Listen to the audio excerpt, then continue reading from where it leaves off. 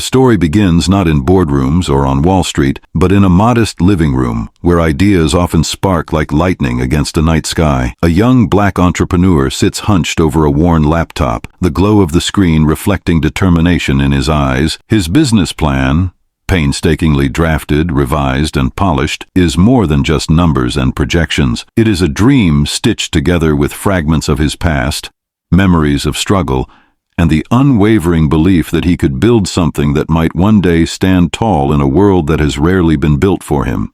Yet in his chest beats the heavy truth. Raising capital is not simply a matter of presenting figures and forecasts. It is a battle waged against stereotypes, centuries of exclusion, and a system that whispers, "Not for you," even as it smiles politely across a polished conference table. For black entrepreneurs, the journey to funding is not just about proving the worth of a business model, it is about proving their very right to belong. The data is chilling. Black founders receive less than 2% of venture capital in the United States, and those who do often report that their success came only after countless rejections, humiliating doubts, and meetings where their voices were heard, but not truly listened to. Every pitch becomes more than a presentation. It becomes a plea for recognition of dignity, intelligence, and possibility. Imagine the weight of entering a room where you are the only black face among a sea of investors in tailored suits. Eyes linger a fraction longer than they should, and before you even begin your pitch, you feel the unspoken question rising in the air. Can he really deliver? The subtle tightening of lips, the way questions circle around your credibility rather than your idea, the faint smiles that dismiss rather than encourage. These are not written into the pitch deck, but they are present at every meeting. For many, this is where dreams quietly die. Not because the idea was weak, but because bias stands tall at the gate where capital flows. Behind every rejection email lies the silent judgment of race, though couched in phrases like, "not the right fit," or "too early for us." A black woman with a brilliant idea for a tech platform remembers being told, almost casually, "maybe you should look for grants instead of venture funding." The sting of that sentence never leaves her. It is not advice. It is dismissal disguised as kindness. And yet, these entrepreneurs keep going. They have to. Their struggles are not just personal, they are ancestral. Every pitch echoes the resilience of those who came before, who built businesses from scraps when laws barred them from ownership, who carved out communities with bare hands and relentless spirit. The modern black entrepreneur carries that legacy, balancing hope with heartbreak, determination with exhaustion. Still, the process takes a toll. The hidden struggles are not always seen in headlines or statistics. They live in the quiet tears shed after another rejection, in the late-night conversations with partners who worry how much longer the family savings can stretch, in the gnawing doubt that whispers, "maybe they're right about you." Depression shadows many, yet it is rarely spoken of because vulnerability in this space can feel like another strike against credibility.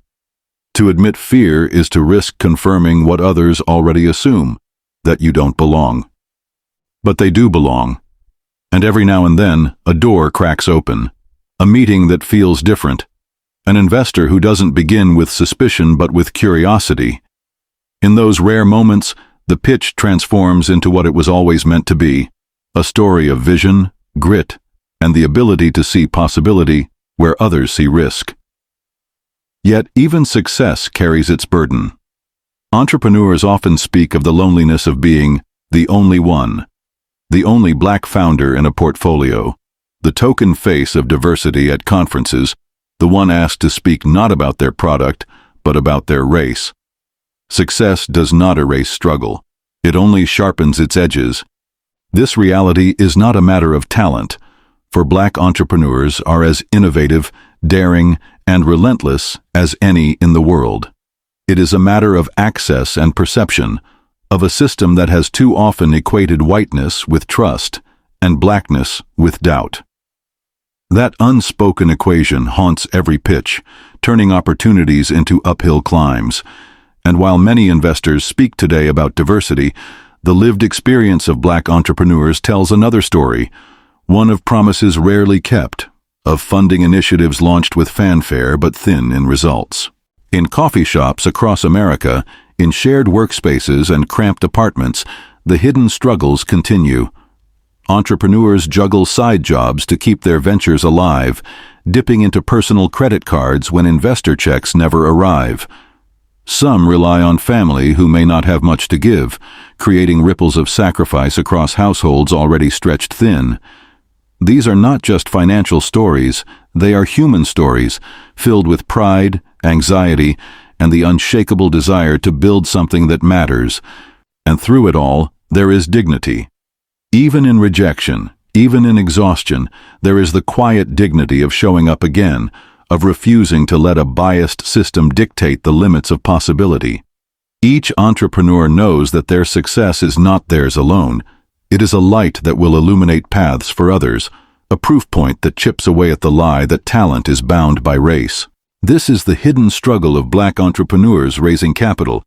It is a story of brilliance constrained, of courage tested, of injustice endured, and still, of hope unbroken. Because every rejection is also a rehearsal for the day when someone finally says yes. And when that yes comes, it is not just a victory for one, but a crack in the walls that have stood for generations. For the Black entrepreneur, the journey is long, the terrain uneven, the toll heavy. But behind every pitch is a story that deserves to be heard, not for charity, not for optics, but for the truth it carries. That genius lives everywhere, though opportunity does not.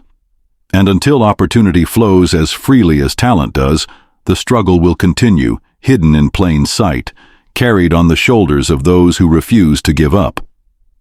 The story does not end with rejection, it only reshapes itself. For many Black entrepreneurs, what begins as a quest for capital becomes a confrontation with the broader truth of systemic inequity. Each meeting, each dismissive nod, each perfunctory "we'll be in touch" becomes a mirror reflecting back not only bias in finance, but the deeper structures of exclusion woven into the fabric of society. To raise capital while Black is to live at the intersection of two battles, the fight for business survival and the fight for recognition of humanity. One entrepreneur recalls walking into a venture capital firm with confidence. His idea was sharp, his numbers airtight, his product already gaining traction in the market. But as he spoke, he noticed the investors' eyes wandering, their questions circling around whether he had the right team or enough experience. These were questions he knew his white counterparts weren't asked with the same intensity. When the rejection email arrived later that week, he could almost hear the subtext. "We don't trust you, not because of your business, but because of who you are." Another story comes from a Black woman founder who built an innovative health tech platform after watching her own community suffer from medical neglect. In pitch after pitch, she was praised for her passion, but dismissed for her lack of scalability.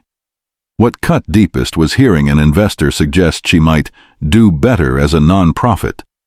She had not come to beg for charity. She had come to build a company that could save lives. And yet, her vision was boxed into stereotypes of service, not innovation. These stories are countless, and they reveal a devastating truth. Talent and determination alone are not enough to level the playing field. The hidden struggles extend beyond capital itself into the psychological toll of constant dismissal.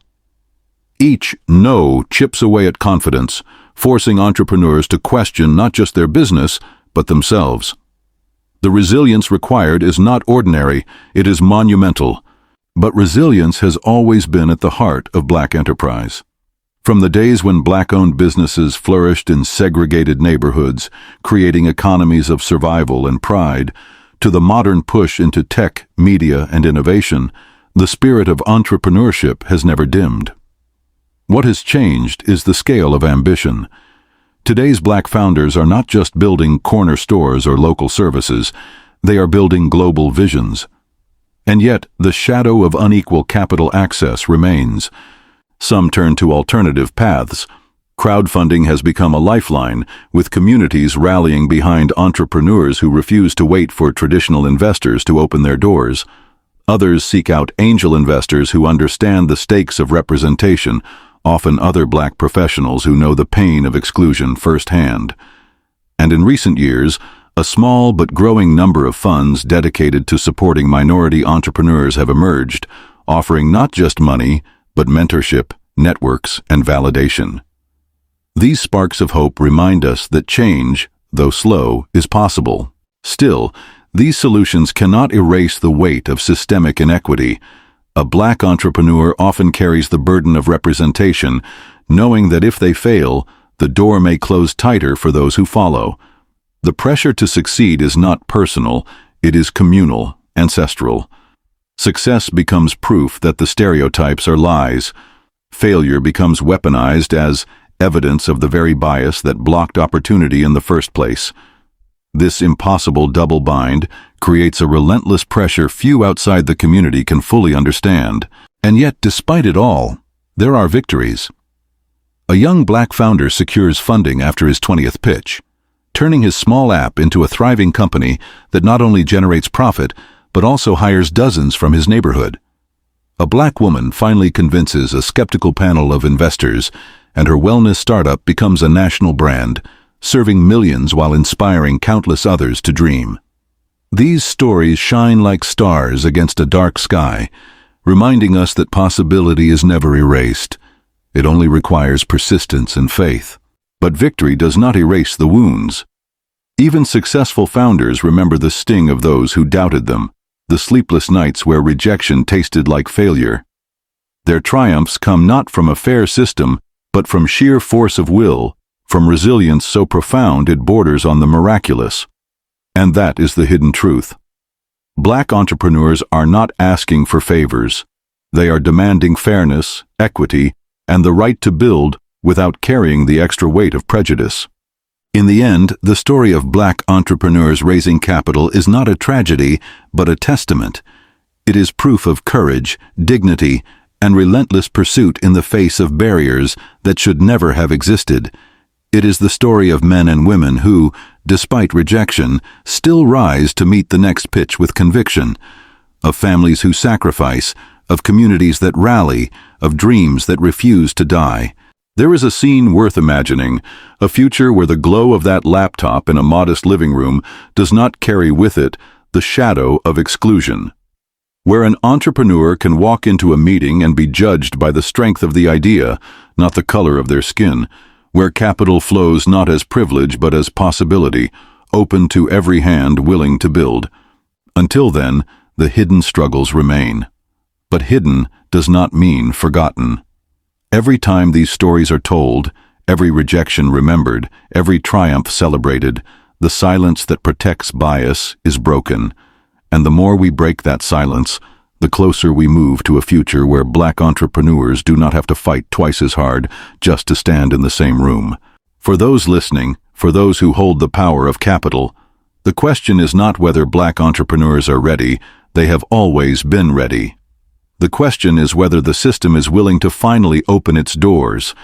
Because when it does, the brilliance that has long been forced to push against barriers will flood into the world, reshaping industries, uplifting communities, and proving what has always been true.